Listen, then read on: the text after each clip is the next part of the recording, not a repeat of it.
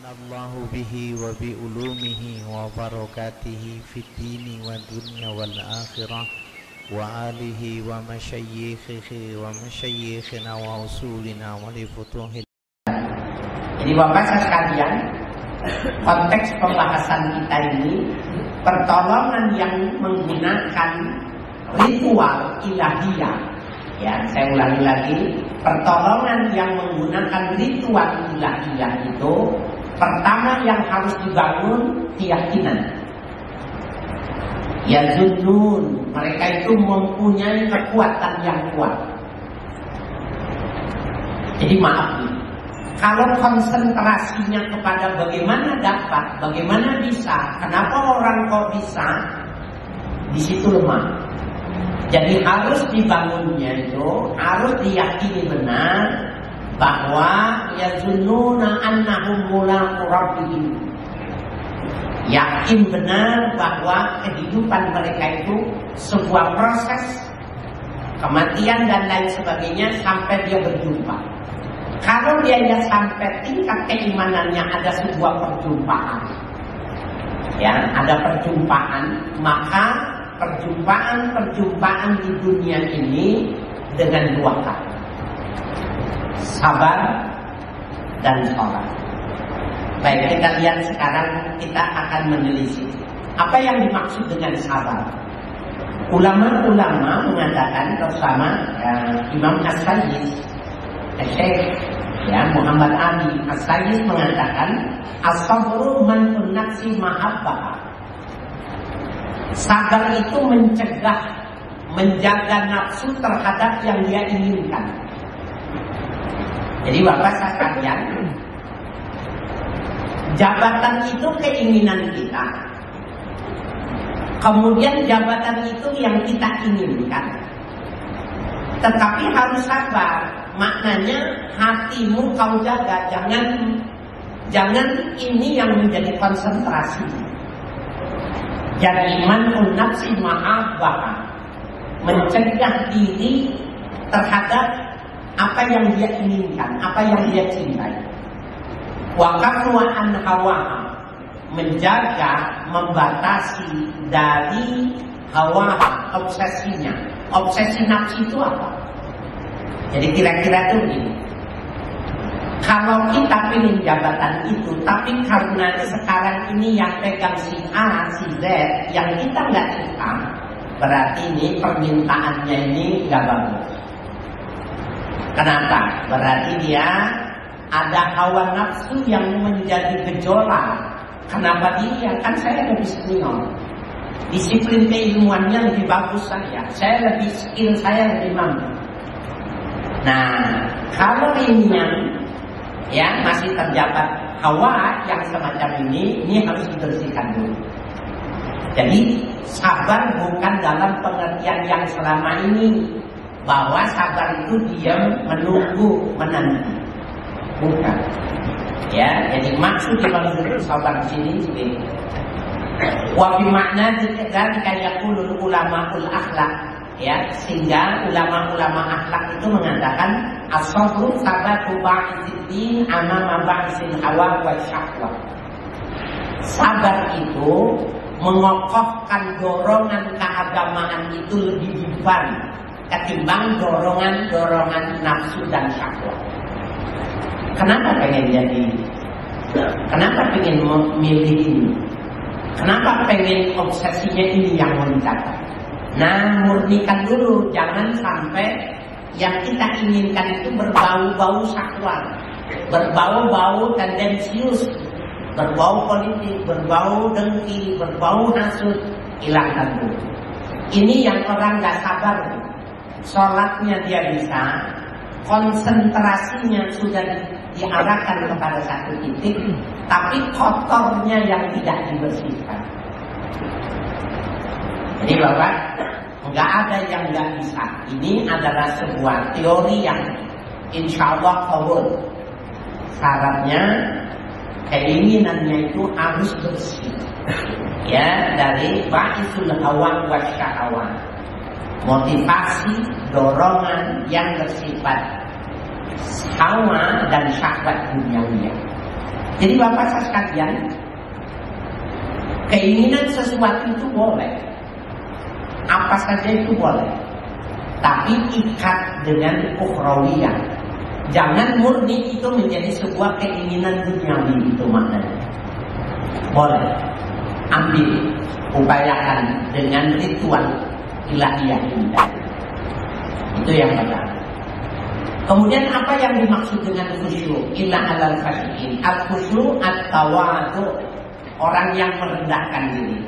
Wat-tazallul, orang yang menghinakan dirinya di hadapan Tuhan.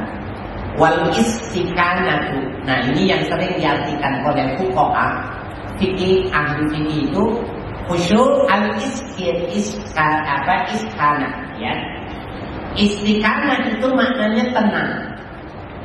Jadi ketika dia sholat itu menunduk, jiwanya juga ditundukkan, tenang, tidak bergerak, tidak nengok ke atas, ke samping, ke belakang.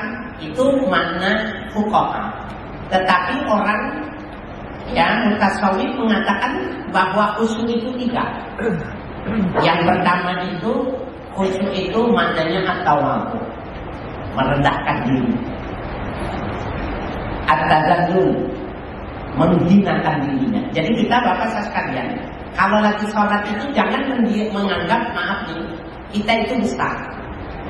Kalau kita kepala golongan, kita manajer, kita produser, kita ya pimpinan di sebuah perusahaan, ketika sholat harus tazallul. Sampai-sampai di kalangan mutasawwifin Bapak sekalian, mereka kalau sholat itu nggak mau menggunakan jas. Karena kalau orang menggunakan sholat pakai jas, maka pada saat itu ada perasaan dia yang paling bagus. Aspek tazallulnya hilang. Oleh karena itu Bapak sekalian, jadi kita koreksi nih, selama ini kita sudah sabar, sudah sholat sudah, tapi karakteristik sholat kita ini yang perlu kita perbaiki. Pertama, memahami sabar tadi itu, ya, bahwa menekan hal-hal yang bersifat duniawi. Kemudian sholatnya itu tazallul, tawadhu, istiqamah. Jadi kita sholat sudah, sabar sudah, tapi sholat kita yang perlu kita telisik lagi, kita pahami lagi. Kadang-kadang lagi sholat ada perasaan besar sebagai pimpinan, ya, sebagai yang paling bagus, yang paling senior, paling dihormati. Nah, itulah sebenarnya yang tidak termasuk khusyuk. Oleh karena itu khusyuk dalam perspektif fuqaha, kalau fuqaha mengatakan apabila sholatnya tenang, tidak bergerak, hatinya diam, itu udah khusyuk. Tapi kajian kita jauh lebih, bukan bagaimana sah, tapi bagaimana ini sebagai ritual ilahiyah ini bisa kita ambil, bisa jadikan alat untuk mencapai tujuan. Nah, Bapak sekalian yang berbahagia, beliau mengatakan waqad ja'ala ba'dhum al-kitab fi qawlihi wasta'inu ilal mu'minin bi risalati Muhammadin sallallahu alaihi wasallam li'annahum alladziina ya'rifuna as-salata was-sabra. Orang-orang Islam menjadikan, pakar-pakar Islam menjadikan bahwa yang dimaksud kata minta tolonglah itu adalah perintah itu kepada orang yang beriman kepada risalah Nabi. Seperti kita ini namanya al-mu'minuna bi risalati Muhammad. Kita beriman dengan kerasulannya Nabi Muhammad. Ini kamu percaya? Kenapa kamu tidak gunakan? Nah, Bapak sekalian, ada kesalahan kita ini. Maaf, kasih contoh ya. Jreng, kena musibah. Jreng, hancur rumah. Musibah besar, motor hilang, mobil hilang, kebutuhan tinggi. Apa yang pertama kali terbetik dalam pikiran kita? Waduh, pinjam duit kemana? Nah, ini salah. Ngomong Masih bisa nggak nih? Karena pada saat itu Tuhan tidak ada. Ya, pada saat nge-break satu peristiwa musibah, sebuah bala itu, pada saat itu yang ada di pikiran kita ini kakak saya, mbak saya, adik saya, paman saya, ibu saya, di kantor pimpinan saya di sana. Nah, itulah yang dimaksudkan dengan bahwa khitab ini, tujuan ini adalah lil mu'minina bi risalati. Ditujukan bagi orang-orang yang pertama yang percaya dengan risalah Muhammad itu. Jadi ketika brand itu astagfirullahaladzim, ya Allah. Nanti kita akan tunjukkan Bapak sekalian di kalangan sahabat Nabi itu pada saat itu langsung wudu, sholat 2 rakaat. Nah, sholat ini disebut dengan sholatun nazilah. Bapak pernah dengar kunut nazilah? Kalau ayat ini di kalangan sahabat Nabi menyebutnya dengan sholatun nazilah. Sholat karena ada musibah yang turun. Sholatnya gimana? Sholatnya 2 rakaat. Ya, sholat 2 rakaat. Setelah sholat 2 rakaat, Bapak diajarkan oleh Nabi itu mengucapkan doa karam. Ya, ini di dalam tafsir Al-Manawi dikatakan yang diucapkannya itu La ilaha illallah.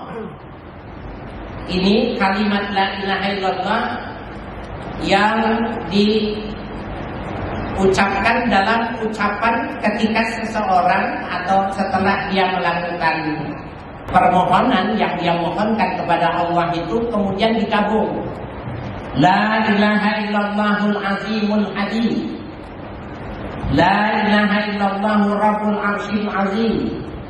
La ilaha illallahu rabbus samawati sab'i wa rabbul ardi wa rabbul arsyil karim. Bacanya 3 kali, kemudian dia berdoa. Ini yang saya maksudkan, yang dimaksudkan oleh sahabat, ritual ilahiyah yang bisa dijadikan pedoman bagi orang Islam. Jadi pada saat sesuatu yang besar terjadi kepada kita, maka pada saat itu siapa yang lebih dahulu diingat dalam otak kita? Kalau pada saat itu yang kita ingat itu atasan kita, yang kita ingat itu tetangga kita yang banyak duitnya, saudara kita yang murah hati, yang gampang menolong, maka harus istighfar. Karena pada tahapan ini dia bukan lagi membesarkan Tuhannya, tetapi membesar-besarkan orang lain. Nah, ini yang suka terlupa. Nah, Bapak sekalian yang berbahagia, saya ingin ya, mudah-mudahan ini yang mengikuti kajian ini ya lewat live streaming atau rekaman di Raudhatul Jannah ini bisa mengulangnya. Saya ulang lagi bacaannya. La ilaha illallahul azimul halim. La ilaha illallahu rabbul arsyil azim. La ilaha illallahu rabbus samawati sab'i wa rabbul ardi wa rabbul arsyil karim. Bacanya 3 kali. Ini sahabat Nabi Abdullah bin Abbas memanfaatkannya, menjadikannya ayat ini sebagai tameng untuk terhadap musibah dan ingin mencapai tujuan kita. 2. Wasta'inu bis sabri was sabar. Subhanallah.